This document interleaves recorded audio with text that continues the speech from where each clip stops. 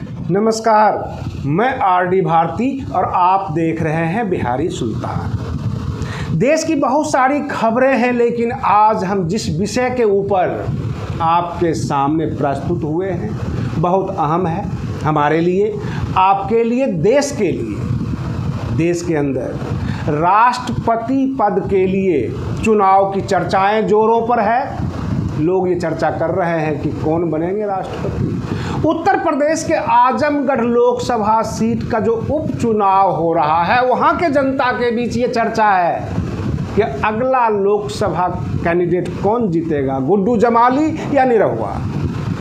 और रही बात ये युवाओं में चर्चा है कि ये अग्निपथ योजना में अग्निवीरों की जो बहाली होगी ये क्या है। युवा असमंजस की स्थिति में है और हमारे बहुत सारे बुद्धिजीवी जो कमेंट्स करते हैं, जब हमारे सरकार और सत्ता के जो सेलेक्टर्स हैं, जब वो लिस्ट बनाते हैं, जब ब्यूरोक्रेट्स की लिस्ट बनती है, यूपीएससी में टॉपर और सेलेक्टेड कैंडिडेट की लिस्ट बनती है, तो ये कहते हैं कि इसमें एससी एसटी को इग्नोर कर दिया गया, बहुजन समाज के लोगों को इग्नोर कर दिया गया। तो उत्तर प्रदेश विधानसभा चुनाव में आपने क्यों बहुजन समाज के नेताओं को इग्नोर किया? आप भी तो इग्नोर करते हैं। आप भाजपा और कांग्रेस के चेहरे को देखते हैं। आपको चाहिए हेलीकॉप्टर वाला नेता।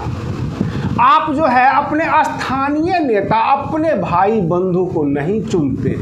जब वे चुनते हैं तो उनमें कमियां निकालते हैं। ऐसे में आपको बता दूं कि देश में राष्ट्रपति पद के लिए जो खबरें आ रही हैं विश्वस्त सूत्रों के हवाले से, उत्तर प्रदेश से है मोहम्मद आरिफ खान, जो फिलहाल गवर्नर हैं, उनका नाम भी चर्चा में है। और सुंदराजन जो साउथ से हैं, भाजपा साउथ के जनता को भी कुछ मैसेज देना चाहती है और सुंदराजन को नहीं बनाया तो मोहम्मद आरिफ खान, ताकि भाजपा ये कह सके कि हमने पहले दलित को मौका दिया, इस बार अल्पसंख्यक यानी मुस्लिम को मौका दिया और आप कुछ बोल नहीं पाएंगे। सबसे बड़ी विडंबना यह है कि बहुजन समाज के लोग जब उनके सामने कोई नेता आता है और ये कहता है हम शोषित वंचित समाज से हैं और शोषितों वंचितों के लिए काम करना चाहते हैं,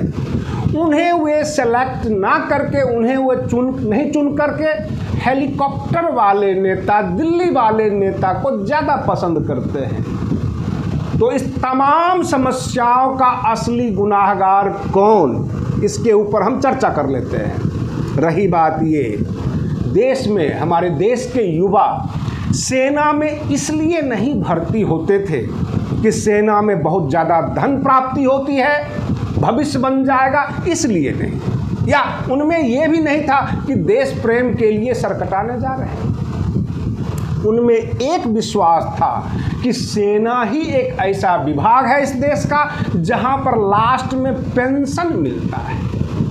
लेकिन अग्निवीर जो अग्निपथ योजना के तहत भर्ती किए जाएंगे वो मात्र 4 साल के लिए, यानी 18 साल की उम्र में उनकी नौकरी होगी और 22 साल की उम्र में वो निकाल दिए जाएंगे। उन्हें आप रिटायरमेंट इसलिए नहीं कहिए क्योंकि पेंशन तो मिलना नहीं, तो रिटायर क्यों कहें। और थोड़ा बहुत अमाउंट जो उनके वेतन से काटा जाएगा, हो सकता है वो दे दे, सरकार की योजना में शामिल हो।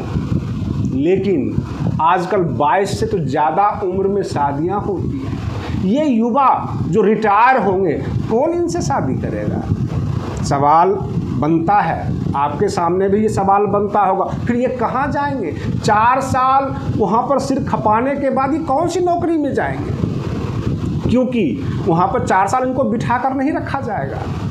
देश की समस्याएं ये है, जब किसी यूनिवर्सिटी का वीसी लगाया जाता है, जब यूपीएससी का सिलेक्शन लिस्ट निकलता है, अथवा Uttar Pradesh public service commission हो, बिहार पब्लिक सर्विस कमीशन हो, जब लिस्ट बनती है तो कुछ बहुजन समाज के नेता, कुछ चिंतक ये टीका टिप्पणी करते हैं कि देखो देखो इसमें जो है कितने ब्राह्मणों का नाम है और कितने एससी एसटी का, ये तो नज़र ही नहीं आ रहा है। क्या वो कभी ऐसा करते हैं कि जब चुनाव हो, देश की सत्ता का, राज्य की सत्ता का, उस वक्त उस लिस्ट में वो देखते हैं कि कितने बहुजन समाज के नेता को हमने चुना है, कितने बहुजन समाज के नेता को हमने सदन और पार्लियामेंट तक, असेंबली तक पहुंचाया है। नहीं, आप तो सेलेक्टर हैं और ये कैरेक्टर लूज है।